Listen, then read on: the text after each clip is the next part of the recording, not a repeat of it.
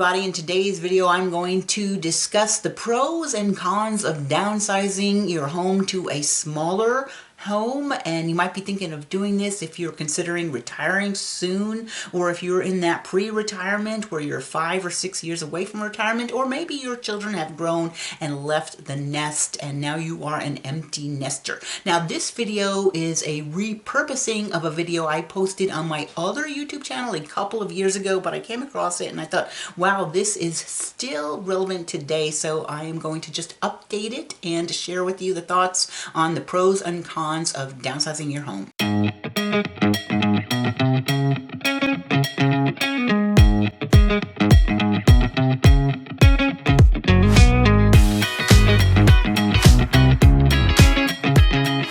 My name is Dawn Dickinson. The channel is Living in Northern Arizona, where I'll teach you everything there is to know about moving to the northern Arizona towns. I am a licensed real estate agent in the state of Arizona, so if you ever have a question about buying or selling a home, please reach out to me. My contact information is always in the description below.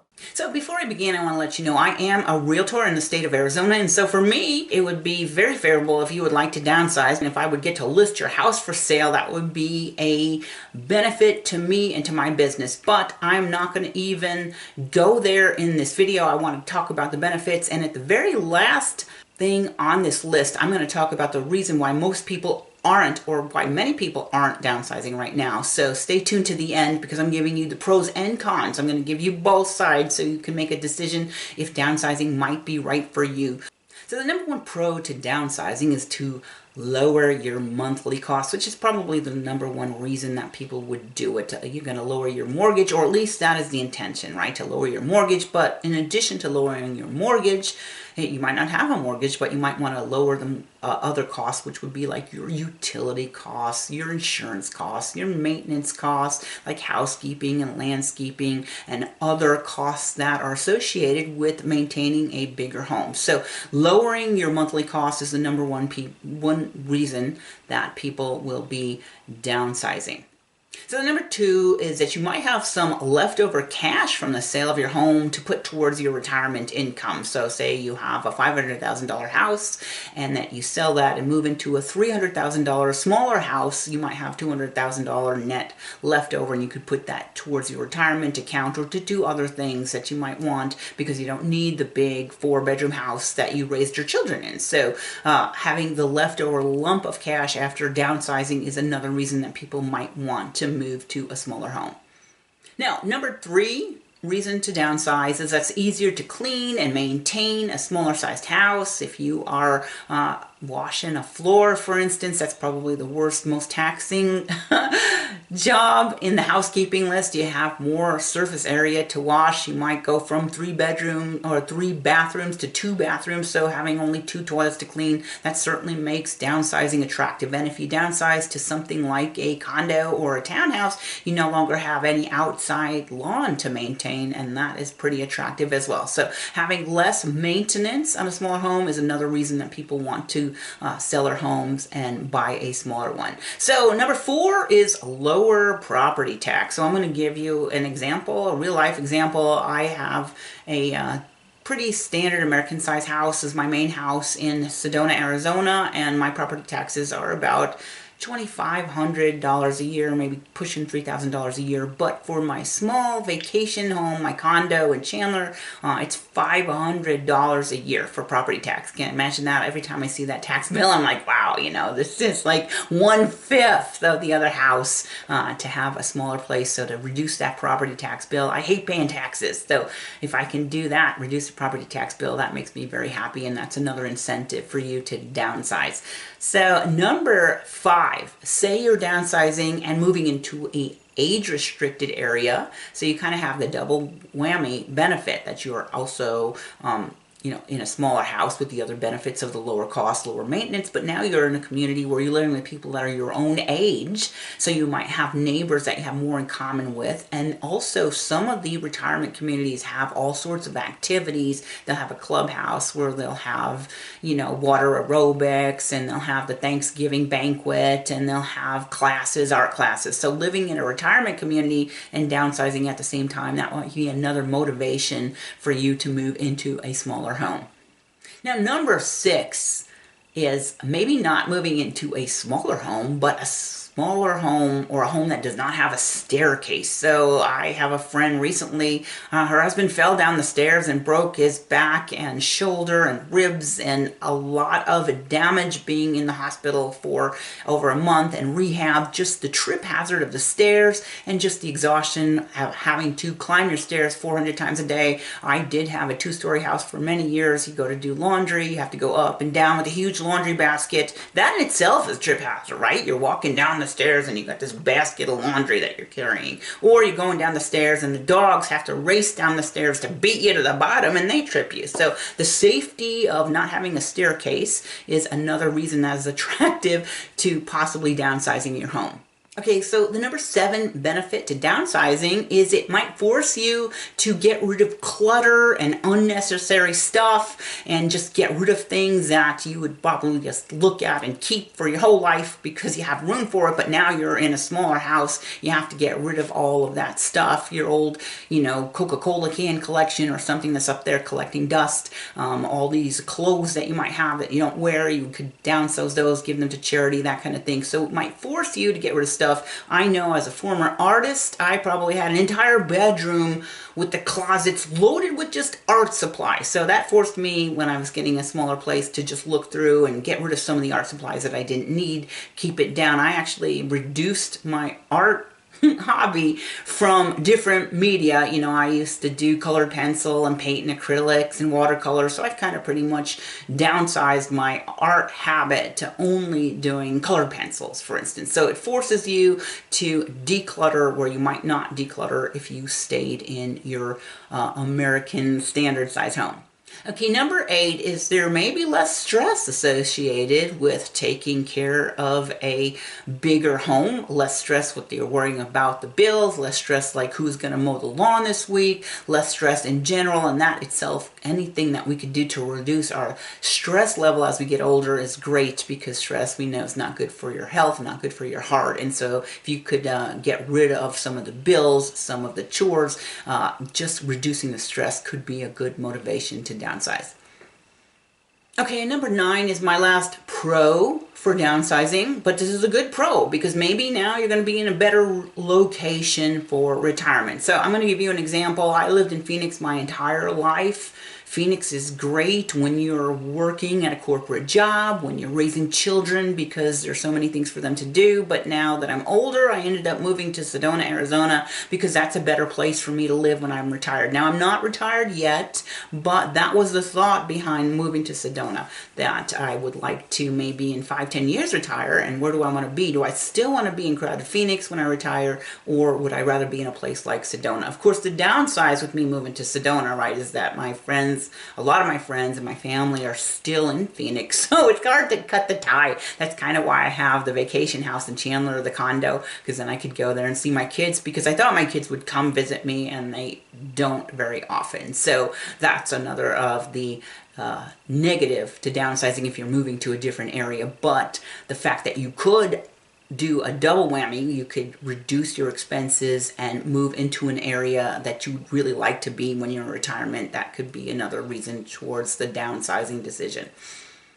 Okay, so now we're going to move to the cons, the reason why you wouldn't want to downsize. The biggest reason is there's less space. And then I know it's nice to declutter and to get rid of all that stuff that you don't really need, but wow, that is an enormous chore, and now you're stuffing 4 bedrooms worth of stuff into a 2-bed, 2-bath condo, say. So you have to get rid of stuff. You've got a smaller living area, so you're maybe not as spread out. It's harder for you to host and have your family and friends come visit because you have a smaller space. So that is definitely, the smaller space, a con to downsizing your home. Another thing is it's harder to host holidays. So I was talking about, I have a small condo in Chandler where I go to see my family and stuff, a vacation home, but it turns out that over Christmas and Thanksgiving and the holidays is usually when I'm at the vacation home, and I'd like to host Thanksgiving for my family, but like we're all crammed into this tiny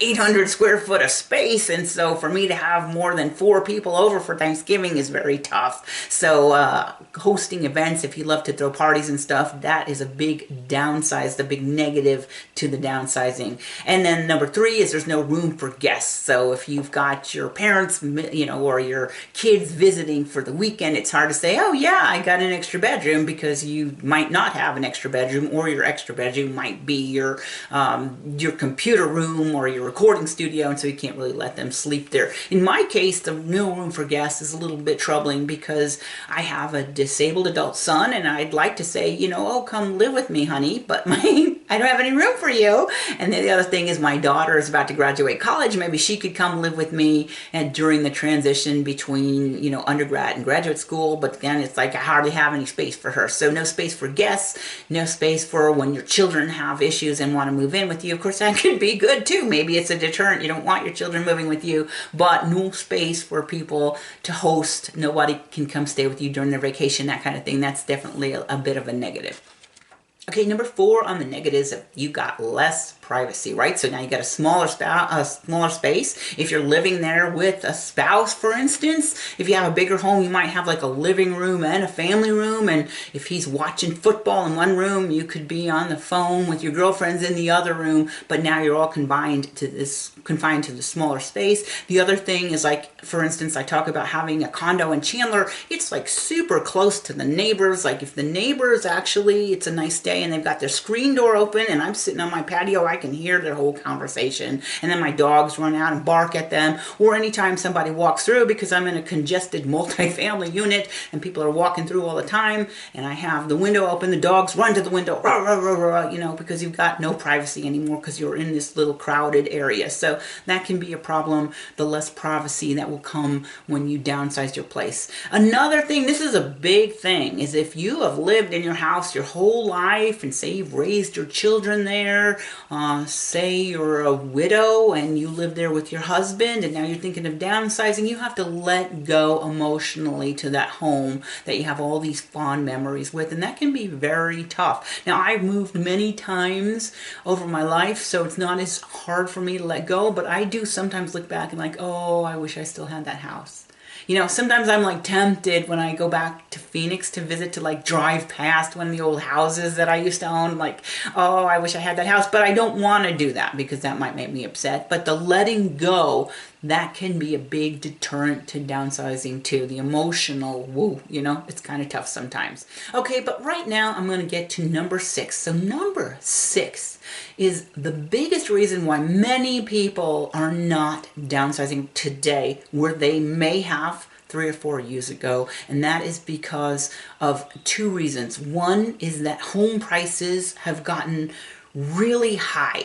So for you to downsize to a new home, you might have a home that's worth $550,000, let's just say, but for you to downsize in the smaller sized home market, there are not so many homes. So you may have to pay a premium, and then you had a $550,000 home, and now it's still going to cost you $400,000 to downsize to something that's half the size. Like, is it really worth it? Because by the time you're done, you really don't have so much money left over, because the housing market on small homes right now, there's a severe shortage, and the home prices are high, and so the housing market is really tight. So you could sell your home and get top dollar for it, but then where are you going to go that's going to suit your needs? It may not financially be as good a move as it once was. So we got 3 or 4 reasons contributing to this, right? Of course, the house prices for the new home you're going to want to buy is going to be high.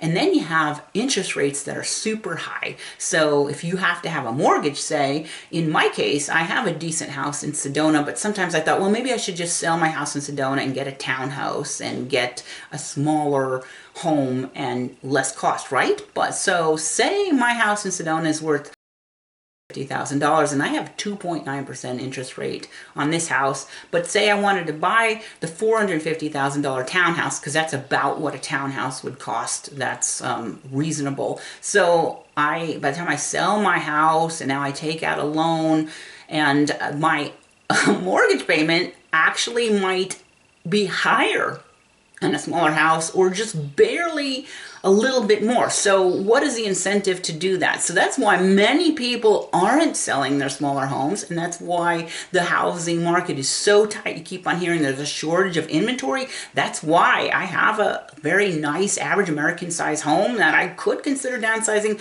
but I personally am not going to, because that puts me in really not enough of a gain to incentivize the move. In fact, it actually make me worse off. I could have a smaller place and have a higher mortgage payment. And even without the mortgage payment, if I didn't have a mortgage payment, by the time you do it all, you've like, oh wow, I've made $50,000, you know. It's not enough to incentivize you. And so that is the number one reason people aren't downsizing today that they used to a few years ago. So that's it. Again, I, of course, as a realtor would love it if you would want to sell your house and buy a smaller one. I could list your house and I could find you a new one if you're moving in the state of Arizona, for example.